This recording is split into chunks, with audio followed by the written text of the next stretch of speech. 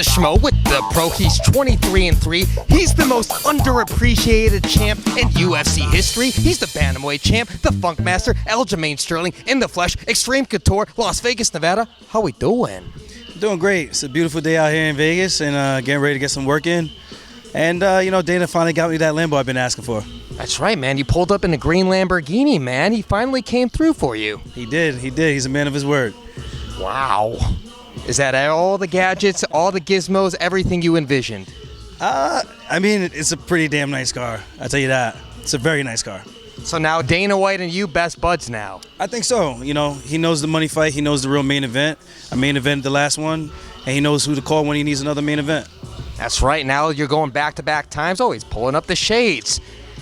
A card built around your name. You got Sean O'Malley, UFC 292 in Boston. That's coming up in August. Yeah, a couple weeks. Getting the wheels turning again. Trying to see how the body's feeling. So far, so good. I'm looking forward to it. Boston fans, it is what it is. I know I got some real Boston supporters out there, but for the most part, New York, we just seem to do it better.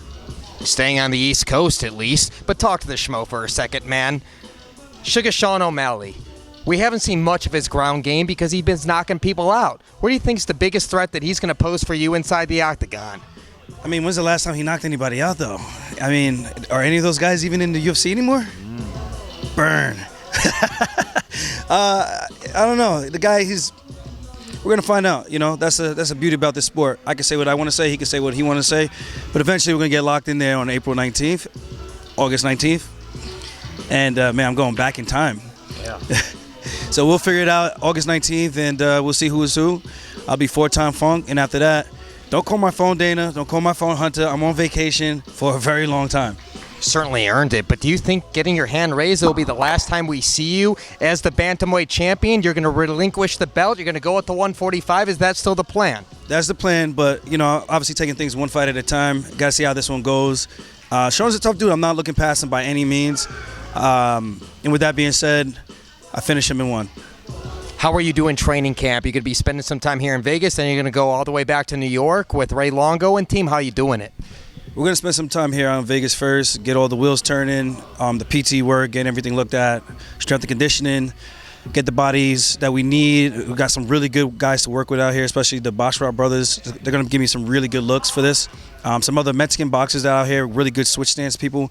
So I'm putting myself in the sequences and the scenarios that I need to be in, so make sure I'm well prepared. Like I said, Sean's a game opponent. He's tall, he's rangy, he hits hard, very accurate. But we've seen every time he's stepped up in competition, he's kind of fumbled the bag a little bit. He has one really good win over Piotr Jan. Other than that, I'm proven. What he's done the same thing over and over. We're going to see how he does with someone who actually can put him on his back and keep him there other than Cheeto. And we saw how that went already. Well, speaking of getting somebody on his back, you're able to take down the Olympic gold medalist Henry Cejudo inside the cage. Not sure if you saw the Schmo's interview, but he admitted that you're the greatest bantamweight of all time. When you hear that from Triple C, how does that make you feel? That's cool. He's a guy who doesn't really give out a lot of compliments, credit to a lot of people. So, especially in his weight class, I should say. So, for him to say that means a lot coming from him. But at the end of the day, I don't really give a shit. That's one man's opinion. At the end of the day, I'm just waiting for my gold medal because we made an agreement that after I win and after I take him down more times than he takes me down, that he would give me the gold medal. So, Henry, where the fuck is my gold medal? He wants his gold. You don't have enough in your mouth right now over the teeth. He wants it around his waist and around his neck. But talk to the Schmo for a second as well. Before you guys got locked inside the cage, you did some training with who a lot of people considered the Bantamweight GOAT and Dominick Cruz. Not a lot of Schmoes out there talked about that. What did you learn from him is the biggest thing that you've taken to add to your game, and maybe it helped get your hand raised against Henry Cejudo? It's more so just sticking to what you know, being good at what you're good at, being real and honest about your assessments of the fight. Dom's a very smart dude, man, a very, very smart dude. I can see how we can get along with a lot of good quality training, and he's a ball buster too. He could be a little bit dry with his humor a little bit, but I just could appreciate a guy who can actually give it as much as he can take it in terms of the ball breaking. More work with him to come? We'll see. I'm down. He's tall. He's got the range. He's got the footwork and things like that. A little bit different than Sean. But like I said, he's got a great mind, so it would be beneficial for me to go down there, just kind of pick his brain again and see what type of insight he might have, see if our theories and I guess the way we're looking at these fights kind of align. Is Merab Dvalishvili your training partner, your best bud? Is the next time we see him inside the octagon, do you think it's going to be against Henry Cejudo? I don't know. Merab is healing up right now. We don't know how long that's going to take. Then he needs to get back into a training camp. But he's crazy. He's already training right now with one arm. So he might be ready as soon as that cast comes off of his hand. So we don't know. Only time could tell, but I don't think it's going to be in August. I think that's going to be a little too much too soon. Maybe bleed a little into the fall.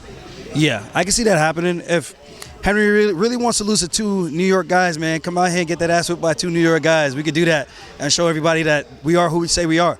You know, we're literally like the Double Dragons, just back-to-back kicking ass. And after I'm done with this one, you guys won't have to see me no more at 135, and I'll let Merab reign terror on the rest of the bantamweight division. Can we get a final message for all the Funkmaster fans out there worldwide? Thank you guys for tuning in, always supporting, always rocking with me. And again, the ones who keep doubting, I'm going to keep proving you wrong. That's just what we do. And I'm used to that at this point. So more to come, more history to be made.